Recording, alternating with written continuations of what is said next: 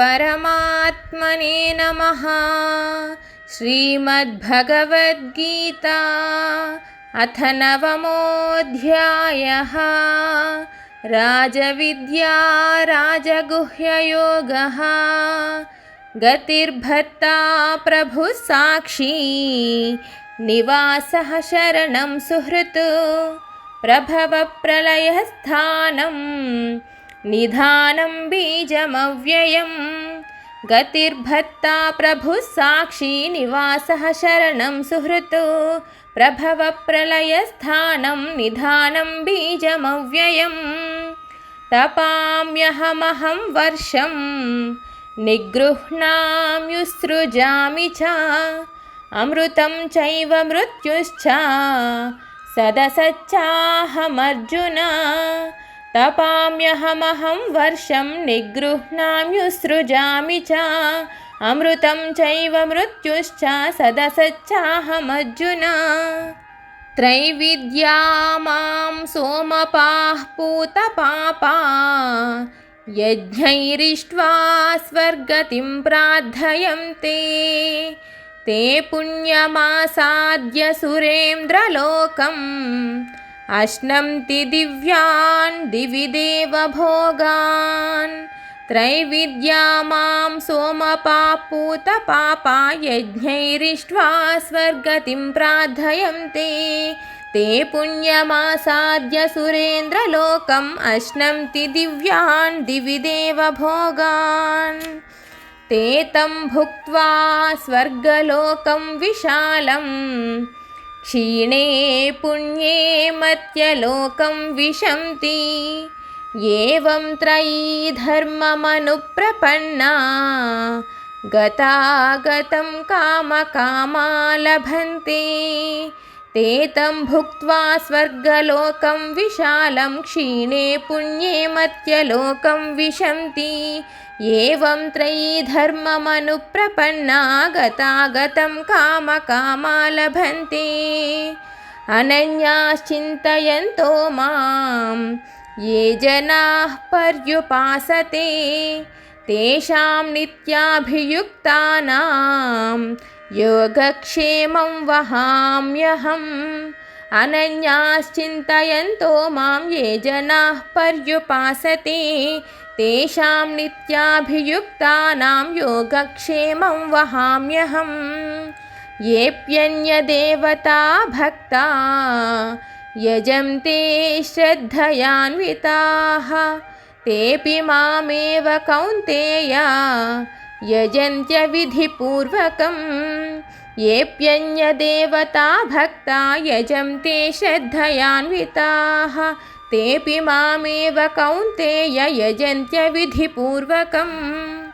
अहं हि सर्वयज्ञानां भोक्ता च प्रभुरेव च। न तु मामभिजानन्ति तत्त्वेनातश्च्यवन्ति ते। अहं हि सर्वयज्ञानां भोक्ता च प्रभुरेव च। न तु मामभिजानन्ति तत्त्वेनातश्च्यवन्ति ते। यान्ति देवव्रता देवान् पितॄन् यान्ति पितृव्रताः। भूतानि यान्ति भूतेज्या यान्ति मद्याजिनोऽपि माम्। यान्ति देवव्रता देवान् पितॄन् यान्ति पितृव्रताः। भूतानि यान्ति भूतेज्या यान्ति मद्याजिनोऽपि माम्। पत्रं पुष्पं फलं तोयं यो मे भक्त्या प्रयच्छति तदहं भक्त्युपहृतम् अश्नामि प्रयतात्मनः। पत्रं पुष्पं फलं तोयं यो मे भक्त्या प्रयच्छति तदहं भक्त्युपहृतम् अश्नामि प्रयतात्मनः।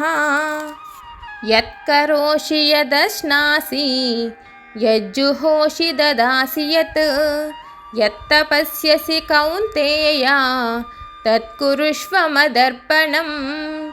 यत्करोषि यदश्नासि यज्जुहोषि ददासि यत्। यत्तपस्यसि कौन्तेय तत्कुरुष्व मदर्पणम्। शुभाशुभफलैरेवं मोक्ष्यसे कर्मबन्धनैः सन्न्यासयोगयुक्तात्मा विमुक्तो मामुपैष्यसि शुभाशुभफलैरेवं मोक्ष्यसे कर्मबन्धनैः सन्न्यासयोगयुक्तात्मा विमुक्तो मामुपैष्यसि समोऽहं सर्वभूतेषु न मे द्वेष्योऽस्ति न प्रियः ये भजन्ति तु मां भक्त्या मयि ते तेषु चाप्यहम् समोऽहं सर्वभूतेषु न मे द्वेष्योऽस्ति न प्रियः ये भजन्ति तु मां भक्त्या मयि ते तेषु चाप्यहम् अपि चेत् सुदुराचारो भजते मामनन्यभाक् साधुरेव समन्तव्यः सम्यग्व्यवसितो हि सः अपि चेत् सुदुराचारो भजते मामनन्यभाक् साधुरेव समन्तव्यः सम्यग्व्यवसितो हि सः क्षिप्रं भवति धर्मात्मा शश्वच्छान्तिं निगच्छति कौन्तेय प्रतिजानीहि न मे भक्तः प्रणश्यति क्षिप्रं भवति धर्मात्मा शश्वच्छान्तिं निगच्छति कौन्तेय प्रतिजानीहि न मे भक्तः प्रणश्यति मां हि पार्थव्यपाश्रित्य येऽपि स्युपापयोनयः स्त्रियो वैश्यास्तथा शूद्राः तेऽपि यान्ति परां गतिं मां हि पार्थव्यपाश्रित्य येऽपि स्युपापयोनयः स्त्रियो वैश्यास्तथा शूद्राः तेऽपि यान्ति परां गतिम् किं पुनर्ब्राह्मणा पुण्या भक्ता राजर्षयस्तथा अनित्यमसुखं लोकम् इमं प्राप्य भजस्व मां किं पुनर्ब्राह्मणा पुण्या भक्ता राजर्षयस्तथा अनित्यमसुखं लोकम् इमं प्राप्य भजस्व मां मन्मना भव मद्भक्तो मद्याजी मां नमस्कुरु मामे वैष्यसि युक्तैवम् आत्मानं मत्परायणः मन्मना भव मद्भक्तो मद्याजी मां नमस्कुरु मामे वैष्यसि युक्तैवम् आत्मानं मत्परायणः ॐ तत्सदिति श्रीमद्भगवद्गीतासूपनिषत्सु ब्रह्मविद्यायां योगशास्त्रे श्रीकृष्णार्जुनसंवादे राजविद्या राजगुह्ययोगो नाम 9मोऽध्यायः। हरिः ओम्।